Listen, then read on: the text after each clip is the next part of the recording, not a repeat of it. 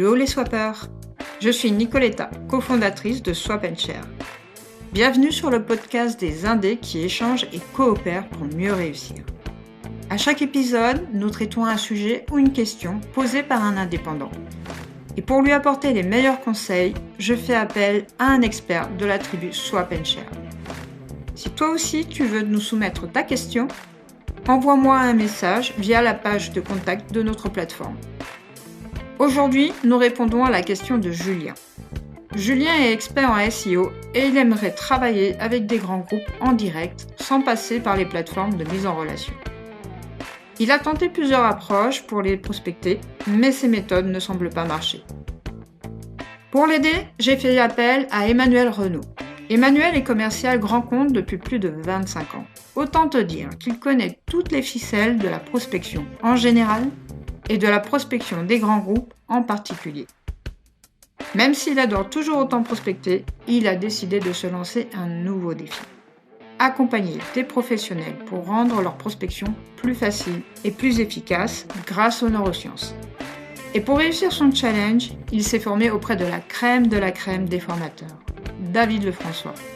Psychologue de formation et expert en neurosciences, suivi par plus de 300 000 abonnés sur YouTube.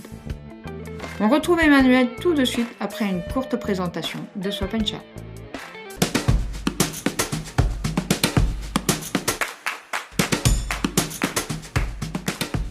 Tu en as marre de tout gérer tout seul? La compta, le marketing, les réseaux sociaux et tout le reste? Bienvenue sur Swap & Share, la première plateforme collaborative d'échange de compétences et de services dédiée aux indépendants qui te permet de te focaliser sur tes activités de cœur, de déléguer tout le reste à des pros sans casser ta tirelire et kiffer ta vie d'indé. Pour plus d'infos, tu peux visiter notre plateforme, je te mets l'adresse dans la description. Et si tu indiques le code podcast Swap & Share lors de ton inscription, nous t'offrons 6 mois d'abonnement premium.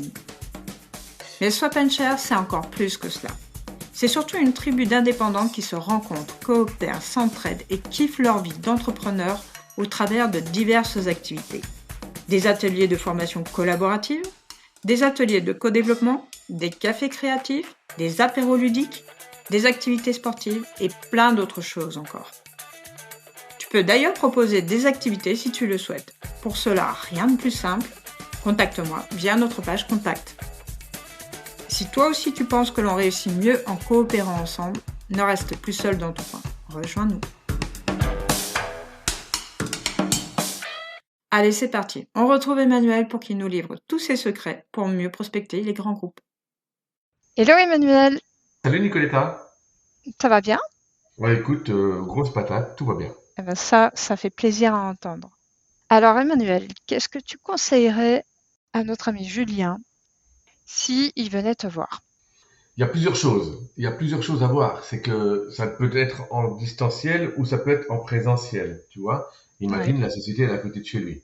Mhm. C'est toujours intéressant d'aller voir. Alors, c'est pas facile parce que, pareil, la mise en avant, l'estime de soi qui est compliquée, mais ça allait se renseigner. L'objectif, c'est de prendre le plus d'informations possible. Mhm. C'est aller à l'accueil, être sympa. La personne qui est à l'accueil, elle reçoit des personnes désagréables tout le temps. Donc si toi, tu es sympa avec elle, eh bien, quelque part, elle va avoir envie de te donner plein d'informations. Montrer qui tu es. Bonjour, je suis Julien, je travaille le SEO. Vers qui il faudrait aller chez vous? Elle te donne un nom. Ça, c'est la première approche. Ouais, L'autre, qui peut être plus facile, c'est de travailler avec LinkedIn. On tape le nom, ouais. on va essayer de chercher le responsable informatique. D'accord? On va essayer de se connecter avec lui. Et puis si on arrive à se connecter avec lui, on va pouvoir commencer un dialogue. Si on se connecte avec lui et qu'il lui nous répond pas, ben, il y a des choses qui peuvent être faciles aussi, c'est qu'on a son nom et son prénom maintenant. Et ensuite, on se fait un petit entraînement, on appelle le numéro de téléphone, on va tomber sur la liste. Bonjour madame, je suis Julien et je voulais joindre Paul-Antoine s'il vous plaît. Ça peut être des approches, c'est la partie prospection déjà. Arriver à créer le contact. Donc première phase, essayer par une des deux techniques que tu viens de nous énoncer, de trouver déjà le nom de la personne qui est susceptible d'être intéressée par ton offre. En Exactement. l'occurrence, pour Julien qui est expert en SEO, ça sera plutôt le responsable du service après. Ou pas. Mais le fait de lui poser la question à lui, eh ben, ça peut lui permettre de savoir, mais c'est pas moi qui m'en occupe. Tu vois? Et à ce moment-là, c'est toujours la même histoire. Moi, je suis Tarzan. Tu vois, tu m'imagines Tarzan avec ma petite moquette de guépard. Je Mhm. suis Tarzan sur une liane. Et en fait, pour avancer, j'ai besoin d'aller chercher une autre liane. Si j'en ai pas, je me casse la figure. Et en fait, l'autre liane, c'est, si c'est pas vous, qui dois-je demander? C'est quoi la suite? De quoi auriez-vous besoin? Tu vois, toujours essayer de relancer pour garder une liane qui te permet d'avancer dans la négociation et dans la discussion. Trop souvent, les gens disent ouais, mais ça m'intéresse pas. Ah, excusez-moi, au revoir, et ils arrêtent. Ouais. Mais peut-être que la personne, c'était pas le bon moment pour l'appeler. Peut-être qu'il y a plein de choses qui font que c'était compliqué. Donc, c'est demander d'essayer de gratter un petit peu. Il n'y a pas de risque à gratter. Ça vous intéresse pas, je comprends justement, mais comment vous travaillez? C'est quoi votre façon de faire? Peut-être que la personne, elle va te donner des informations qui te permettront, sur une autre prospection, d'attaquer par un biais différent. Donc là, c'est le cas où on contacte la personne par téléphone. Si tu le contactes via LinkedIn, qu'est-ce que tu fais toi dans le premier contact, premier message? Pareil, court. L'idée, en fait, on va toujours essayer de vendre ce que l'on a.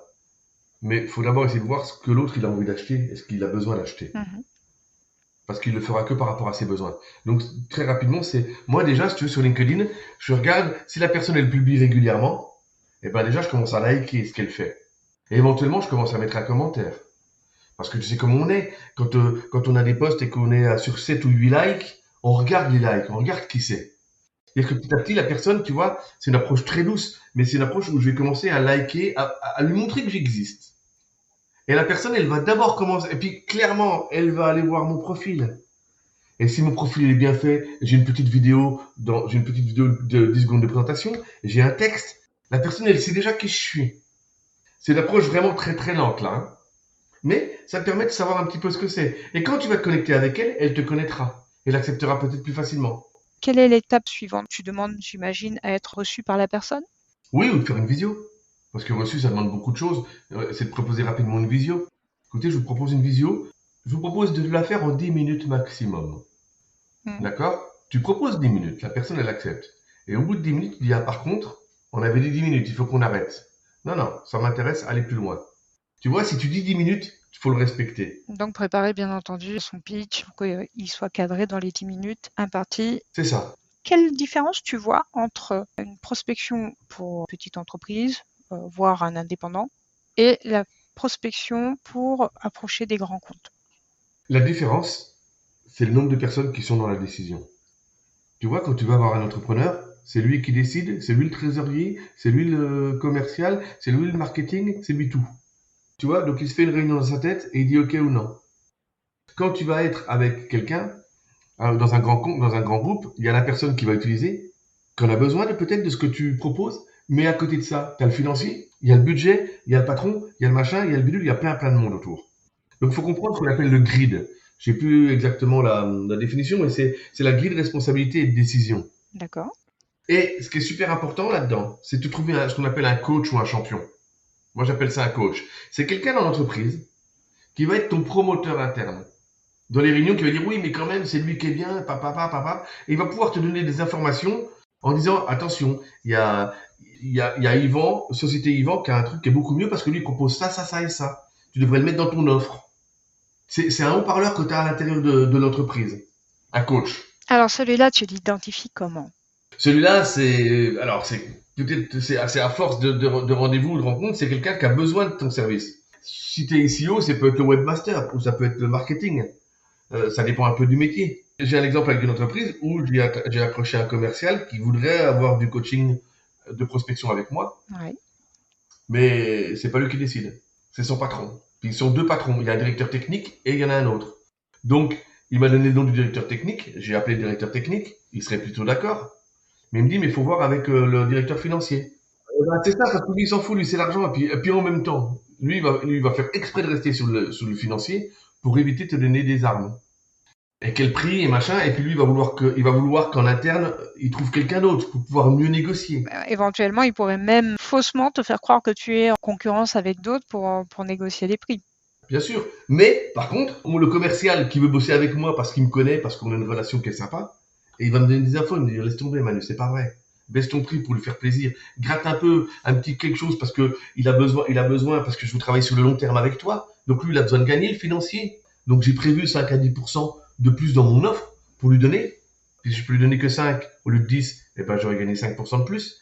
Tu vois, lui, il me donne des informations en interne. Concrètement, ton promoteur, ton coach, comme tu l'appelles, c'est celui qui a besoin de tes services.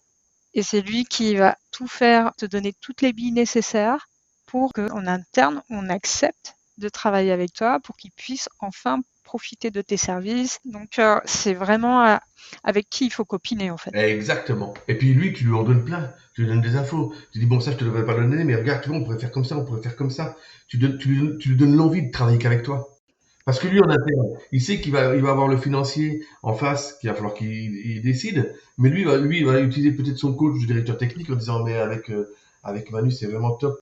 Encore au final, est-ce que c'est celui qui a besoin de toi qu'il faut contacter en premier? Ben oui, parce que lui, il a des besoins. Lui, il a des difficultés dans sa vie. Dans sa vie professionnelle, il a des difficultés. Le site, il avance pas. Il voit que ses pages, elles sont pas lues. Il voit bien que, en termes de SEO, il a pas fait d'études parce que c'était pas son job. Et qu'il voit bien qu'il y a un problème là. Et puis qu'on lui met une certaine pression pour y arriver, mais qu'il n'y arrive pas. Donc, le fait de prendre Julien, ça pourrait être super bien pour lui. Donc, il va commencer en interne à dire à son directeur technique, OK, écoute, moi, j'y arrive pas à cause de mon temps. Et souvent, ce que je fais, c'est que je bâtis la proposition avec lui. En fait, j'ai rien à vendre, moi. Je veux pas vendre. Quand j'arrive chez un client, je sais pas de quoi je vais lui parler. Et je sais pas ce que je vais lui vendre. Parce qu'en fait, c'est en fonction de son besoin à lui, de sa difficulté. Et c'est par le questionnement que je vais essayer de comprendre. Parce que le SEO, c'est global. Il y a plein d'applications. Il y a le référencement, il y a les mots-clés, il y a plein de choses. Tu vois? Et si je commence à parler de tout, j'en ai pour 3/4 d'heure. Par contre, c'est quoi mon besoin? Et en parlant, en posant des questions. Et en termes de référencement, ça se passe comment pour vous? Bon, écoutez, ça se passe très bien. Ok, je lui en parle pas. Et en termes de mots-clés, ah là, j'arrive pas, je sais pas comment faire. Ping, tu te dis, ah, j'ai une carte qui est là. Tu poses toutes tes questions, tu dis, sur le référencement des mots-clés, moi, j'essaie de faire ça, ça, ça, ça, ça. Ah ouais, c'est génial. Et en fait, tu vends pas, tu réponds à ces difficultés. Je fais de la prospection, mais quand je vais en prospection, je ne vends pas. On m'achète. Ce que je veux dire par là, c'est qu'en fait, si tu veux absolument vendre, alors ok, c'est facile, parce qu'il faut quand même arriver à la manger à la fin du mois. Mais dans l'idée, du moment où tu es en offreur plutôt qu'en demandeur, Eh oui. si tu es là en offreur plutôt qu'en demandeur, c'est complètement différent. Et effectivement, ne pas oublier qu'on est là pour offrir de la valeur, pour répondre à un besoin. Le plus important, c'est de bien prendre conscience dans le cadre de la prospection qu'on n'est pas en tant que demandeur, on est en tant qu'offreur. Mais malheureusement, la réalité, c'est quoi? C'est que j'ai besoin de faire becter ma famille. La vraie réalité, elle est là. C'est j'ai besoin de faire bouffer ma famille, et puis pour l'instant, j'ai pas beaucoup de projets en cours, et je sais pas comment je vais finir le mois. La réalité d'un entrepreneur, elle est quand même là. Et malheureusement, elle est vraie. Ce que je veux dire par là, c'est que c'est vrai, cette constante-là, elle est vraie, mais en fait, on arrive mieux à vendre quand on n'y pense pas que quand on y pense. On a moins de pression. Donc en fait, un des premiers conseils qu'on pourrait se donner avant de commencer toute prospection, c'est essayer de faire le vide dans sa tête et d'oublier le fait qu'on a besoin effectivement de faire rentrer des revenus. C'est vraiment de se focaliser sur le but de l'appel qui est d'apporter une réponse à un besoin de son client, purement et simplement. Eh oui. Ça, c'est pas évident. Tu as peut-être un truc, une astuce pour ça? Comment tu fais, toi? Alors, l'astuce, David Lefrançois, il l'explique, c'était à la Coupe du Monde 98 avec la France, d'accord? Et puis avec Aimé Jacquet. Aimé Jacquet, juste avant la finale contre le Brésil, qui avait quand même 3 étoiles, tu vois, nous on était quand même super ridicules, machin bidule, grosse pression. Il aurait dit, les gars, ça y est, c'est fini. Quoi que soit le résultat, je prends tout sur moi. Vous avez seulement une seule fois la chance dans votre vie de faire une Coupe du Monde. C'est aujourd'hui. Amusez-vous, régalez-vous, et le score, on s'en fout.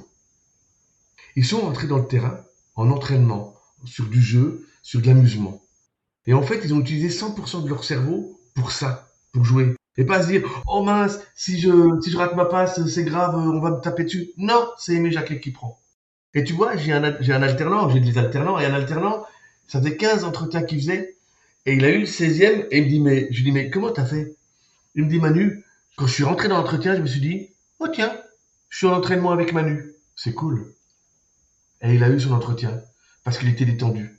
Il n'y avait pas d'enjeu. Il avait enlevé l'enjeu. Après, tu vois, enlever la pression aussi, c'est éviter l'inconnu. Alors, tu as toujours l'inconnu de la personne parce que tu sais pas ce qu'elle va te dire. Par contre, toi, te sentir à l'aise sur les réponses. Et l'important pour moi, c'est l'entraînement. S'entraîner.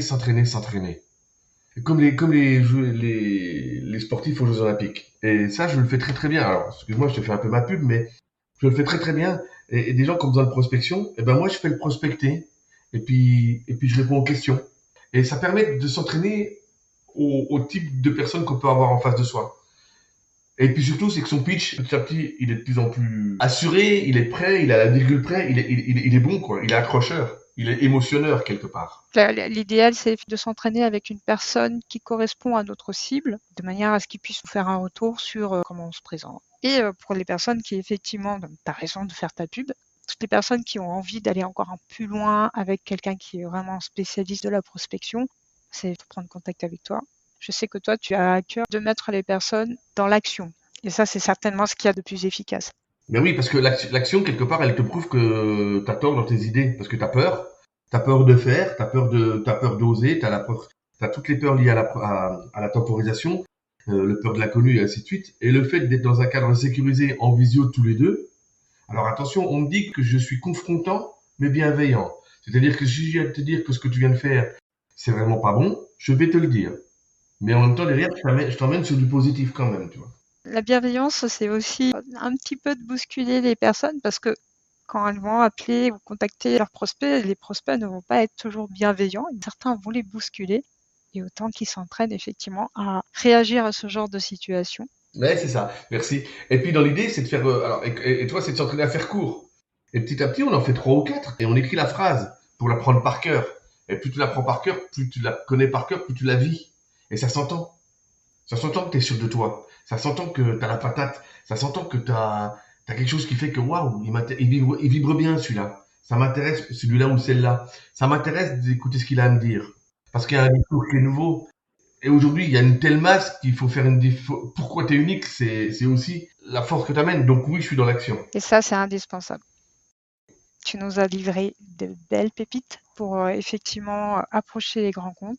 Je pense que la prospection, de toute façon, c'est un sujet qui est très vaste, qu'il faut attaquer par divers versants et je ne doute pas qu'on se reparlera prochainement lors d'une prochaine question sur la prospection. En tout cas, moi, je te remercie beaucoup pour tous ces conseils. Avec grand plaisir. Je me régale. Pour moi, la prospection, c'est vraiment quelque chose qui est fantastique. Et je pense qu'il y a une prospection pour chaque personne, un type de prospection pour chaque personne. Il y en a qui aiment le téléphone, il y en a qui prennent LinkedIn, il y en a qui font Facebook. Et puis il y a aussi le physique. Faut le garder le physique, hein. C'est important parce que on essaie de faire des posts tous les jours sur Facebook pour essayer d'amener du monde.